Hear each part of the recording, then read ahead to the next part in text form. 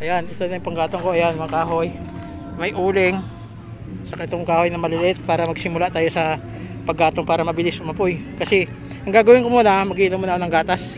Ando yung gatas sa aking bag. Ayun, oh, kita yung kulay dilaw. Ayun. Ngayon, mag-aapoy muna tayo para makainom ng gatas.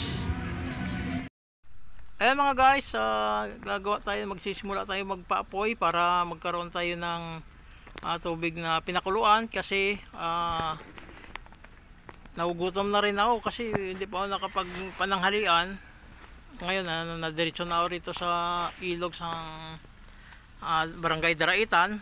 Ngayon gumawa na ako ng para apoy para makapagsaing, pero unahin ko muna mga guys kasi may baon na akong gatas, ay magpapakulo muna ako ng tubig para mainitan din ang sikmura ko kasi gutom na rin ako. Ayan, naghanap nga muna ako kanina ng kahoy para makapagpa-apoy na tayo. Ayan, nakita nyo naman, umpisa na, umaapoy na. Ang gagawin nyo lang yan guys, kumuha kayo ng mga kahoy na maliliit para mas mabilis umapoy. At konti-unti nyo lagyan ng palaki na palaki para mas maganda, mabilis umapoy. Ayan o, kasi may baon kasi akong gatas para pag nagpakuluan ng tubig makakainom ako ng gatas ko na baon. Ayan, kukuha muna ako ng bato kasi medyo mababa yung aking nagawa na salangan, yung lutuan. Dadagdagan ko muna ng bato para medyo tumaas-taas para maganda yung apoy. Kaya lang kawawa naman yung rice cooker ko dahil puro uling na yan pag nag-uwian na sa amin. Mahirapan naman magkuskus naman yan, pero okay lang yan kasi adventure tayo sa ganitong klaseng lugar, tabing ilog na magpipiknik tayo. Mamaya may dala din akong tilapia. Ang gagawin ko dyan, mag-iihaw ako ng tilapia. Ang problema ko naman dyan, wala naman tayong ilaw sa gabi, kaya medyo mangapa-ngapa tayo. Pero kailangan nyo mga guys, pag sa ganitong lugar, sa ganitong sitwasyon, marunong kayo maggawa ng apoy. Kahit wala kayong lighter, kumuha lang kayo, ikuskus sa mga gumawa kayo ng paraan, yung katulad yung kawayan. Tapos gumawa kayo ng kusot, initin nyo, magkakaroon ng apoy yun. Bumabagang kusot doon para magkaroon ng apoy.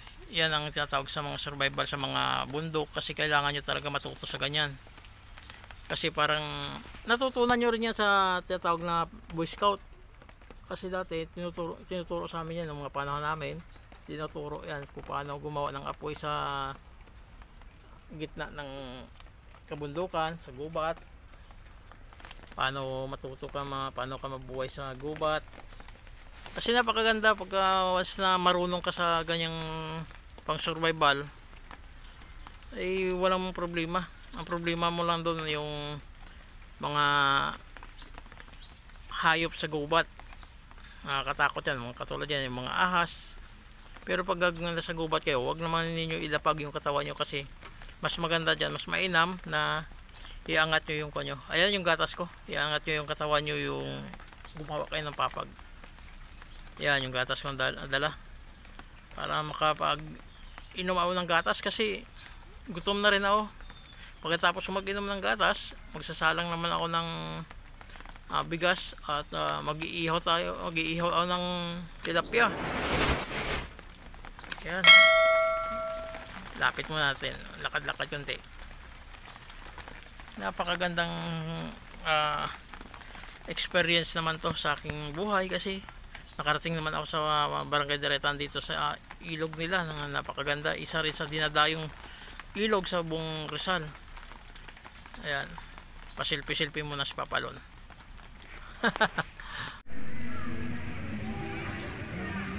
Yan mga guys, ang ganda oh. Ayan.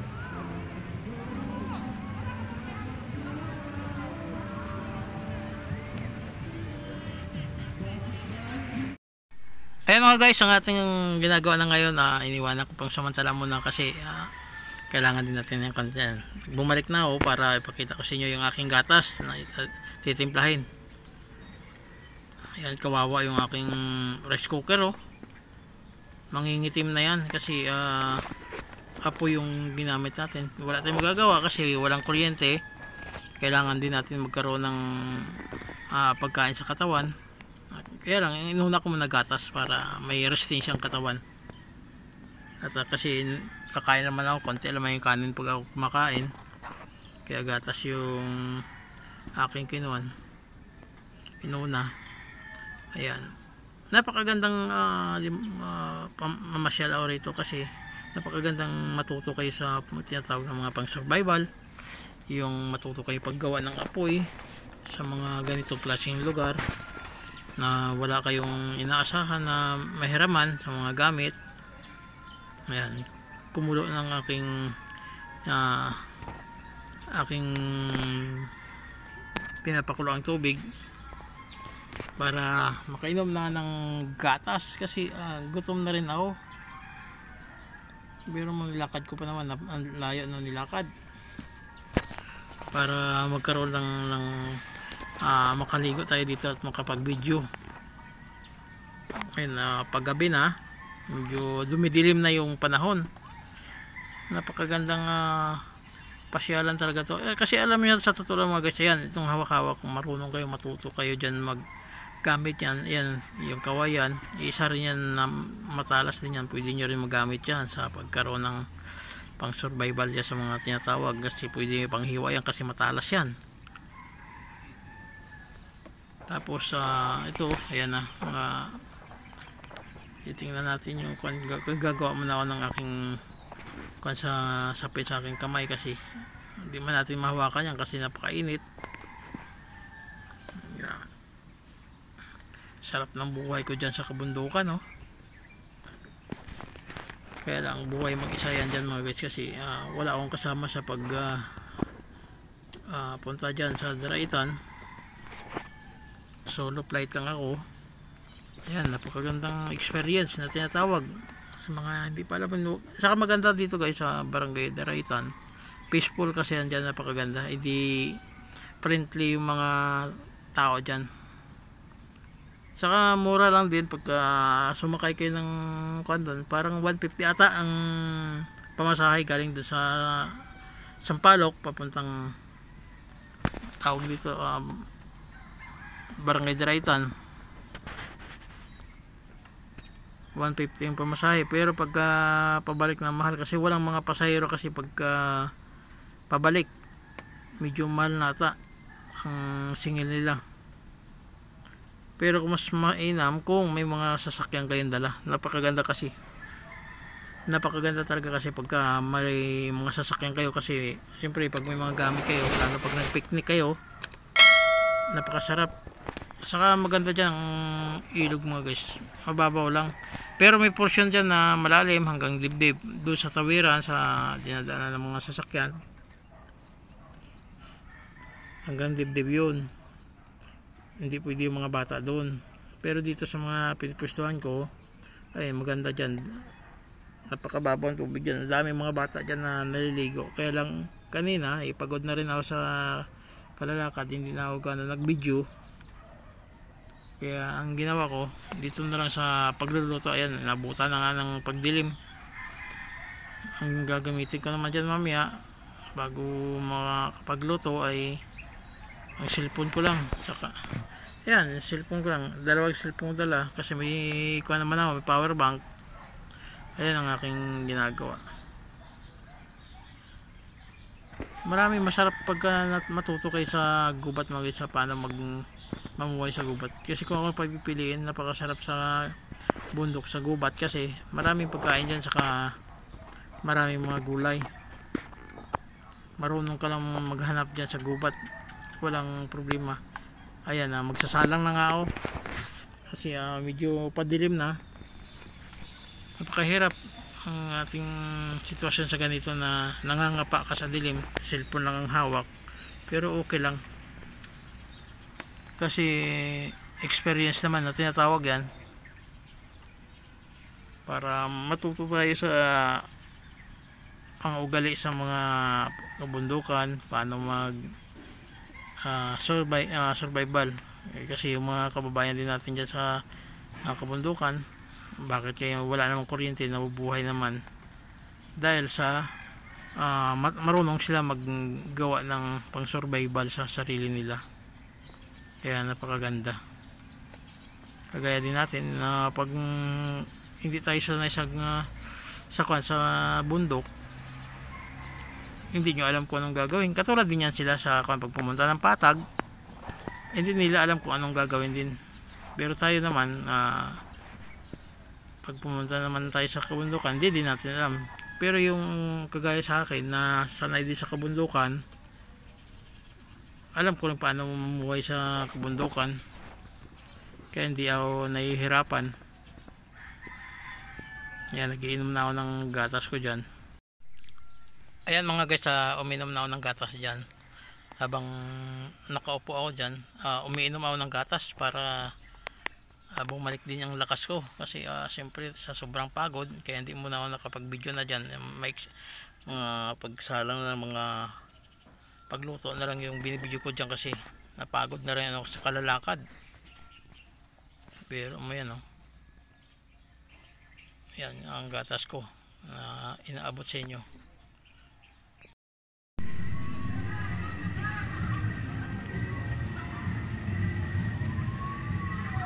Yan mga guys, malapit na luto yung aking inihaw. Pakita natin sa inyo.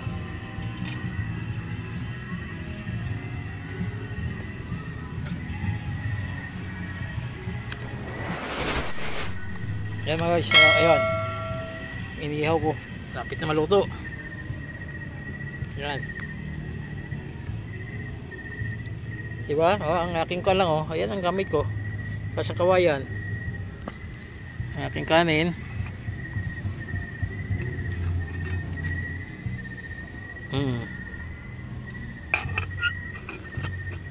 diba?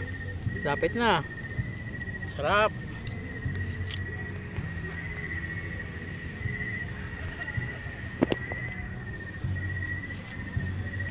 Kaya guys, ang view sang Daraitan sa ilog, napakaganda.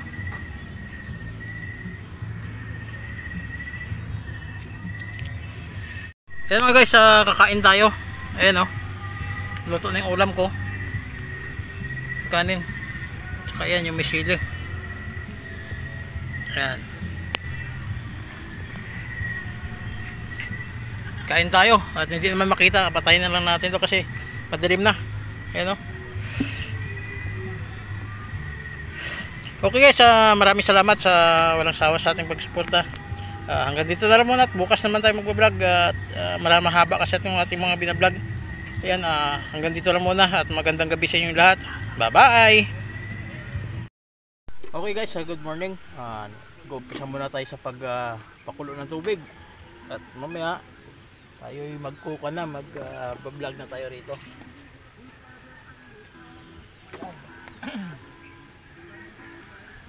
Pakulo ko muna ng tubig sa papalon para inom tayo ng gatas.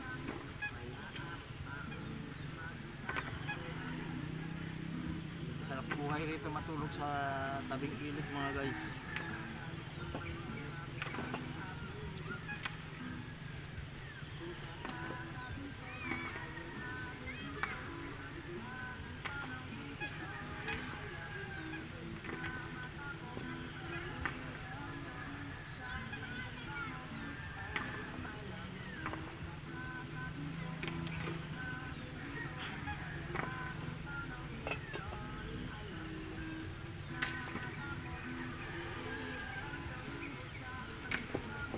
Good morning sa inyong lahat, sa ating tagapanood. Good morning sa inyong lahat, sa ating mga subscribers, sa mga bagong subscribers, sa mga viewers natin yan. Good morning sa inyo. Nandito guys, papalag sa Barangay Daraitan, Tanay Rizal. Dito sa ilog tayo maliligo mamaya-maya. Okay guys, kakape mo, mag-iinom na ako ng gatas.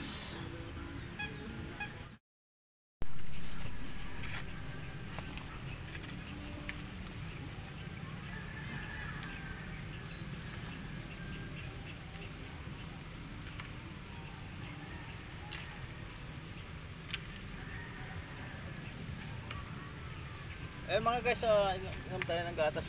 Ayan So tingnan nyo yung mga view guys, pakita natin.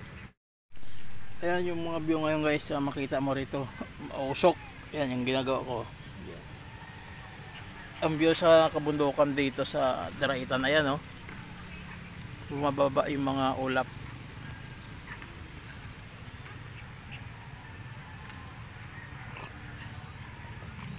Yung mga nagtatambay doon sa kabila, ayan yung mga ulap doon sa kabila din na sa kabundukan. Ayan. Kagabi, tagal, mga bandang, siguro mga alas 12 ang gabi. Tumigil yung mga video okay rito. Ayan. Mamaya tayo may ligo na rito. Napakagandang view. Kaya hindi kayo magsawa rito sa pagpunta pag nandito kayo sa Daraitan, kasi isa rin to sa pinaka dinadayo rito sa buong Rizal. Itong lugar na ang ganda paliguan ng mga kasi advisable naman maligo rito mga bata mga guys, kasi ang dami mga bata rito kasi mabababaw lang. Meron portion dito na malalalim din, yung may mga edad na rin ang naliligo doon. Dito mga bata ayan dito, saka dyan meron din sa baba, yung meron man dyan na hanggang dibdib din ang lalim para sa mga matatanda. Kaya marami na namamasyal dito, daming mga nililigo kung saan lugar na nanggagaling.